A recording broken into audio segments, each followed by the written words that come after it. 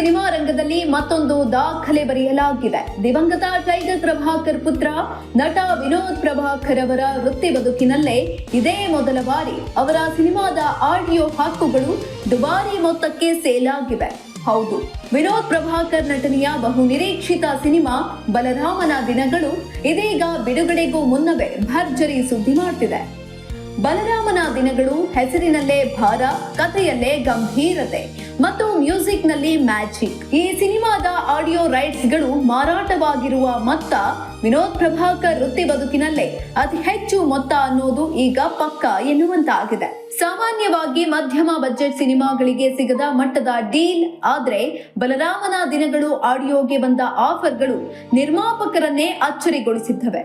ಚಿತ್ರತಂಡದ ಮೂಲಗಳ ಪ್ರಕಾರ ಈ audio deal Vinod Prabhakar cine ಕೆರಿಯರ್ನ ಟರ್ನಿಂಗ್ ಪಾಯಿಂಟ್ ಎನ್ನಬಹುದು.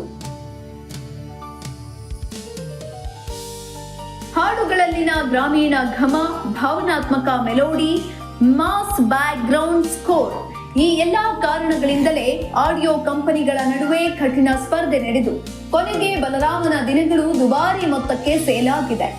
ಈ ಡೀಲ್ನೊಂದಿಗೆ ವಿನೋದ್ ಪ್ರಭಾಕರ್ಗೆ ಇಂಡಸ್ಟ್ರಿಯಲ್ಲಿ ಹೊಸ ಇಮೇಜ್. ಕೇವಲ ಆಕ್ಷನ್ ಹೀರೋ ಅಲ್ಲ, ಕಂಟೆಂಟ್ ಇರುವ ಸಿನಿಮಾ ನಟನಾಗಿ ಗುರುತಿಸಿಕೊಂಡಿದ್ದಾರೆ. ಈಗ ಮ್ಯೂಸಿಕ್ ಮಾರುಕಟ್ಟೆಗೂ ಭರವಸೆಯ ಹೆಸರು ಎನ್ನುವ ಮುದ್ರೆ ಮತ್ತಷ್ಟು ಗಟ್ಟಿಯಾಗಿದೆ. ಬಲರಾಮನ ದಿನಗಳು ಸಿನಿಮಾ ಒಂದು ಸಾಮಾನ್ಯ ಕಥೆಯಲ್ಲ. ಜನಸಾಮಾನ್ಯನ ಬದುಕು, ಸಂಘರ್ಷ, ನೋವು, ಧೈರ್ಯ ಎಲ್ಲವನ್ನ ಒಳಗೊಂಡ ಕಥೆ ಅನ್ನೋ ಮಾತುಗಳು ಕೇಳಿ ಬರ್ತಿವೆ. ಒಟ್ಟಿನಲ್ಲಿ ರಿಲೀಸ್ಗೂ ಮುನ್ನವೇ ದಾಖಲೆ ಬರೆದ ಬಲರಾಮನ ದಿನಗಳು ವಿನೋದ್ ಪ್ರಭಾಕರ್ ವೃತ್ತಿ ಬದುಕಿಗೆ ಹೊಸ ಮೈಲಿಗಲ್ಲನ್ನ ಸ್ಥಾಪಿಸಿದೆ.